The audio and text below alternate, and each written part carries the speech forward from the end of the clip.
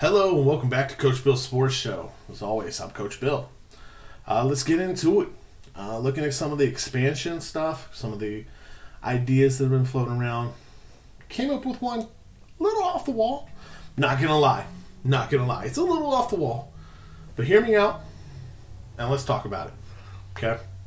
So this expands the SEC into a 20-team conference and expands the Big Ten, as it's put, into a 20-team conference. So we'll call them Big 20 and the SEC. And essentially plays it kind of like pro football does. And then we get a national champion at the end. Just like we have the Super Bowl, we'll have the national championship based off of these two conferences. Okay? So look at the SEC first, then we'll look at the Big 20, as we'll call it in this one. And then I'll show you how the playoff kind of breaks down, in my opinion. Okay? So the SEC, what do they need to get to 20 teams? Well, they need 4. The easiest target is the ACC. Excuse me. So what 4 teams? Well, it's pretty simple. Clemson, Florida State, off the top. You know those two are coming. Miami and North Carolina are the other 2 that join them. Simply for football, that's the 4 best teams in that conference at sustainability. Yes, Pitt has won their conference recently. They've had some other teams that have flared up and been there, but if you look sustainability wise, those teams have the following, have the pedigree to stay in the conversation.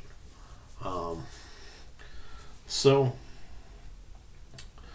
if we do that, bust it out into a 20-team mega conference, just a little side note, that does give the SEC every national champion since 2005 except for 2014's Ohio State team.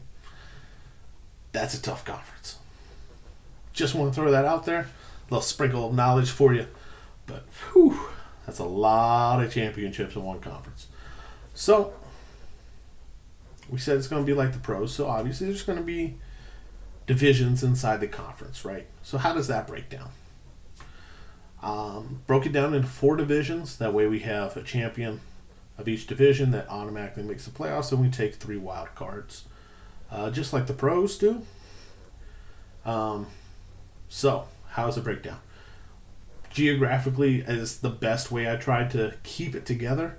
So Florida, Florida State, Miami, Clemson, South Carolina, they stay in one division.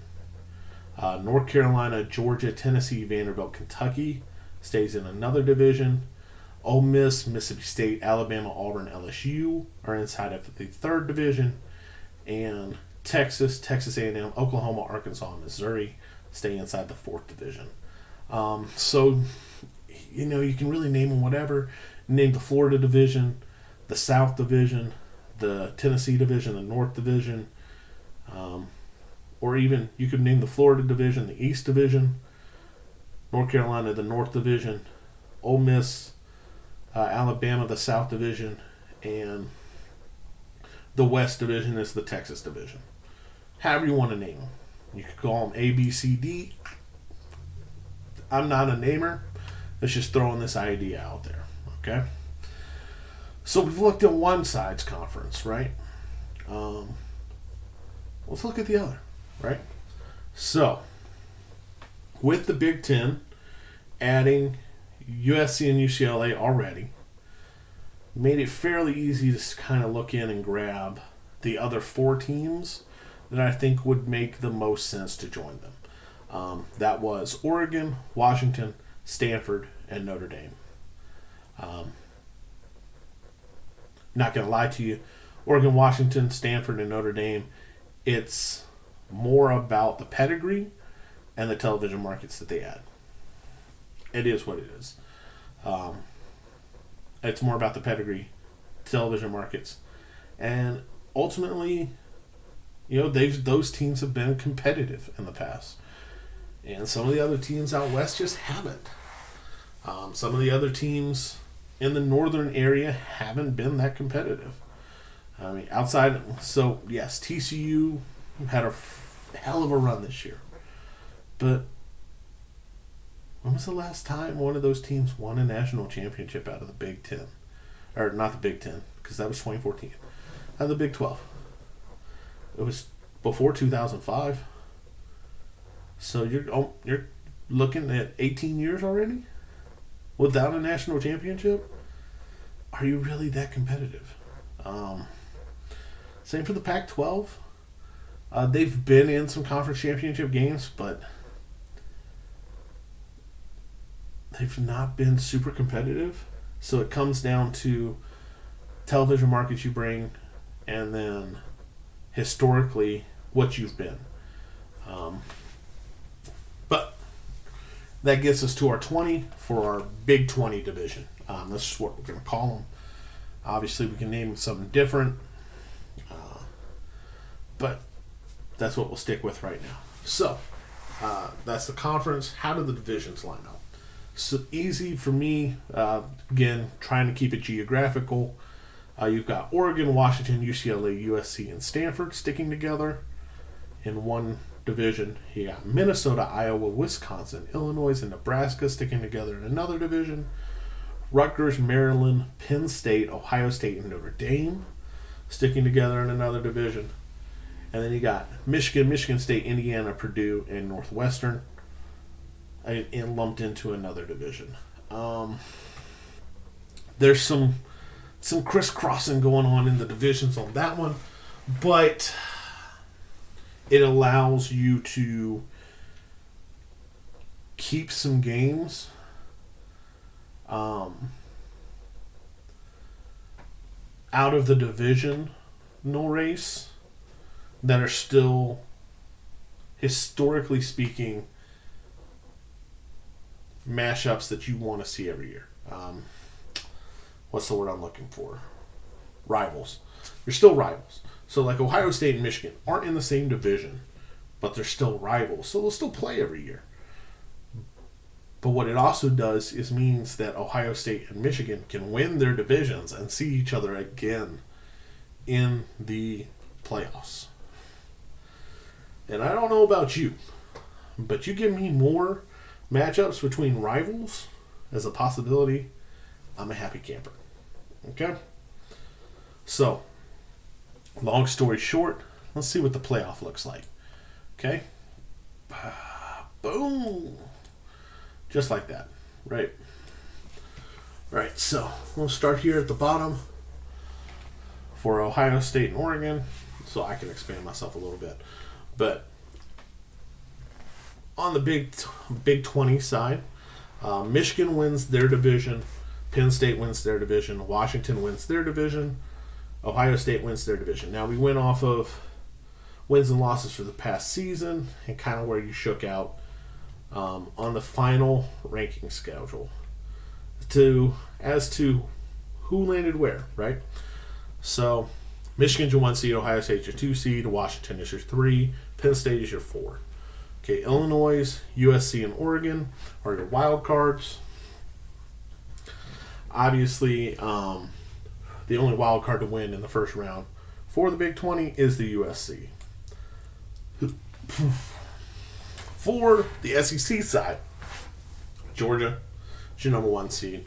Alabama would be your number 2. Florida State would be your 3. And Texas would be your 4. With Tennessee, LSU, and Clemson being your wild cards. Now, on this side, Tennessee is the only quote-unquote wild card that advances to the next round. But what that does give us is in the quarterfinals, for your conference, we got Michigan, Penn State, USC, Ohio State, FSU, Alabama, and Georgia, Tennessee. All wonderful games. Georgia wins, Alabama wins, Ohio State wins, Michigan wins. So you got a rematch in your conference championship of Michigan, Ohio State, and a rematch of Georgia, Alabama in your conference championship. Georgia winning, Michigan winning, national championship of Georgia versus Michigan, which let's be honest, is what everybody wanted to see. Georgia, I think, would win that one and remain the national champion if we used last year's data, right? Look at this. Look at all of these matchups. Let me shrink myself down again. Look at all these matchups and tell me these are not matchups you wanted to see happen on the field. Even in the first round, you got Texas, Tennessee. That would have been one hell of a game. Florida State, LSU, Clemson, Alabama historically has been one amazing game. The only real game from the first round that's like, is Illinois' Penn State. And with this structure, it allows Illinois or whoever wins that division to really start gaining momentum and becoming a stronger, more dominant team. You got Washington, USC, who's a division, who are division opponents, and then playing again in the playoffs. You got Oregon, Ohio State, another wonderful matchup. We've seen it before, and every time it hasn't disappointed. Every matchup of this list puts big name teams against big name teams, and it's exactly what personally I hope we get to as college football as a whole. If we want to keep growing for the sake of growing, this is where I think we end up getting to, is a 16-team tournament where 14 teams make it in. There's a first round bye for the number one seed on either side. And let's be real, there's some hell of a lot of good games on this. Hell of a lot of good games on this one. But hey, that's just my opinion. So let's talk about it. Let me know down in the comments. If there's some teams I missed out on that you think could play in. If there's another structure that you think, we maybe even go into like a Premier League kind of thing where if a team wins the division below, they can play the lowest placed team on their division and maybe move up. There's a possibility. But it's all ideas. I'll throw them out in the ether. And who knows? Hey, college football, if you love it, call me up. I'll be happy to help you out. Anyways, thank you for watching. As always, Coach Bill. Please like, comment, subscribe, all that good stuff. Definitely help us out here. Thank you for watching. Hope you have a wonderful rest of your day. Ready?